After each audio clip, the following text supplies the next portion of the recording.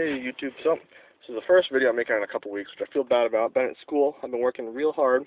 It's actually the middle of my second to last week, so I've only got another couple days. But a couple of days ago, well, actually it was last Friday. That was a bee. Had me scared for a second. But my radio stopped working, and I've only had it in a week. I bought it two Saturdays ago, and I put it in. There goes Eli. I put it in 2 Saturdays ago, and last Sunday when I drove up here, it stopped working. It said amp error. And so I went online looking for amp error on YouTube, seeing what I could find, and I couldn't find one thing on there. Well, it was all in Spanish, and they said I needed to take the radio apart, which, if I really needed to actually take the radio apart, I would have just taken it back to Walmart and gotten another one.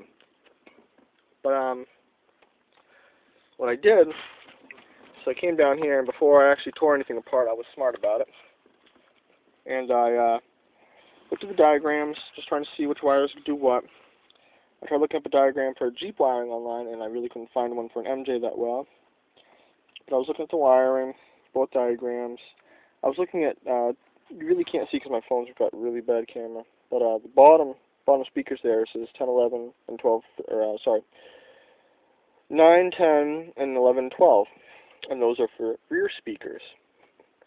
But up here, it's for subwoofer. Now, considering this truck doesn't have either of those, there's really no reason I should have had them wired in, which I did. So I thought, well, just for giggles, we'll see. So I cut the rear speaker wires, which are the green, black, and violet, green, black, and violet, black. I cut those, and lo and behold, when it turns on, I haven't even set the clock, but when I turn it on, it comes on. So that's just kind of a trick for you guys if you got a vehicle with only 2 speakers in it. More than likely, if you wire them all in, I guess it just kind of screws up your head unit, which I really don't know how. If you guys have any idea on how that screws it up, please leave in the comments, because I have no clue. But I thought I'd just show this just to help those who are kind of confused, and why maybe their radio isn't working.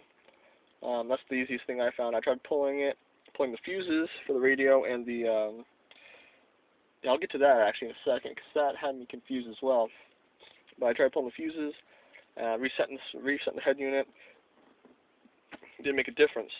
But, yeah, this speaker, I don't know why, and I don't know how, but the wiring that I used to run, you kind of see that it runs out the door. I have it stuffed up underneath that kick panel. Runs out the door, goes under the truck, up into the hood. Well, if I pull the dome light fuse, it shuts off the ground.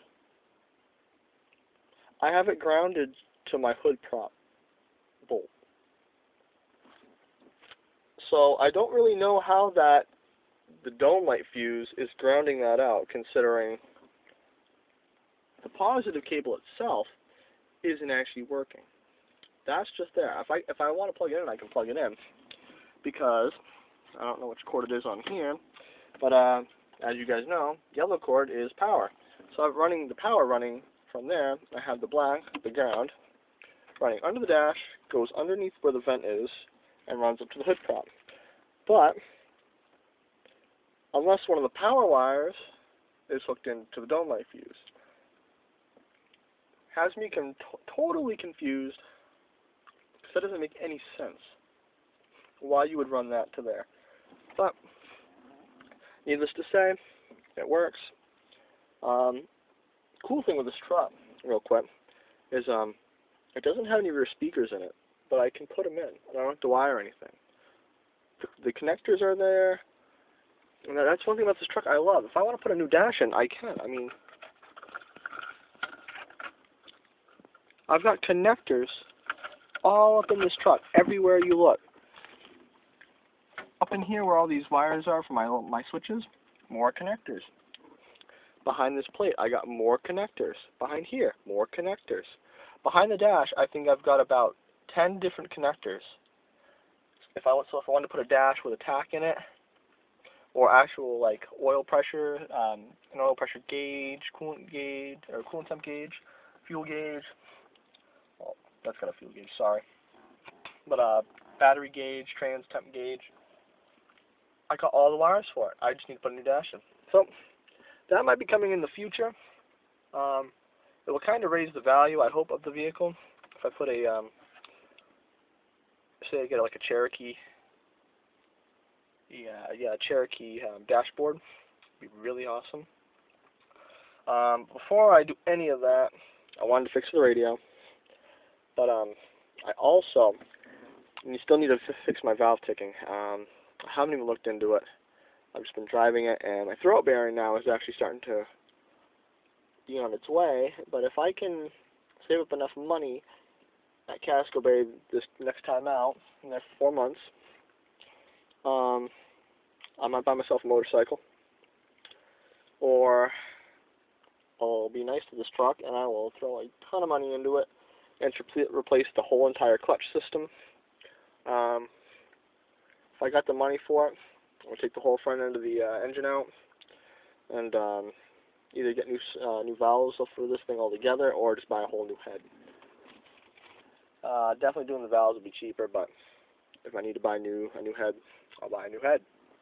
I don't really mind, considering rebuilding this truck is not that hard. It really isn't. It's just time consuming. But I just want to show you guys. I'll let you guys know. Oh, that's one thing I can try out now too. Is my yeah. Let's try that real quick. This wasn't working before, my remote. So I want to get it up on the. Let's see here. You know, YouTube's gonna have an issue with me with. Oh, don't drop that.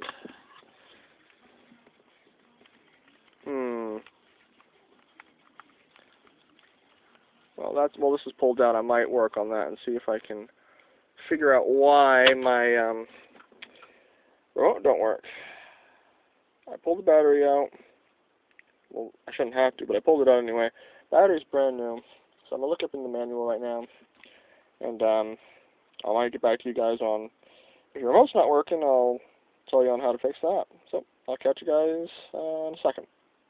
Well, YouTube, found the answer with the why the remote wasn't working.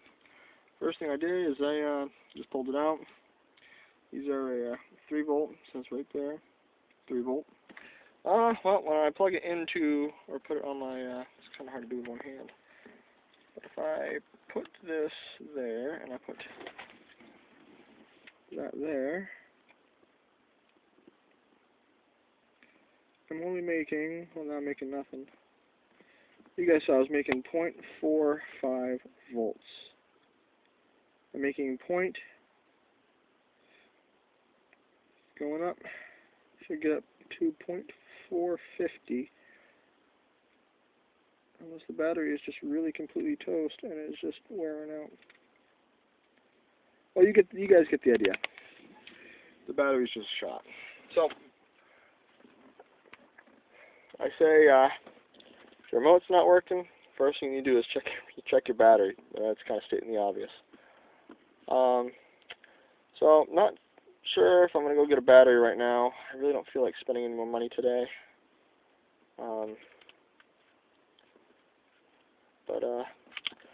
Yeah, I had built this and it wasn't working, so I didn't know if it was just in a bad spot. But just because when I sit back here, I'll put you pretty much where my face is all the time. And having to reach the buttons, I have to lean forward a lot, and driving like this isn't that much fun, especially it's a distraction. So if I have it here, I can sit all the way back and just push like next song, turn the volume up and down. Very simple. Just 2 rubber bands tied around the steering wheel. If you're wondering how I did that, I got 2 rubber bands around it. I just literally I knotted them. I cut them in half and knotted them. So, well, that's what I'll let you guys know. And Catch you guys later.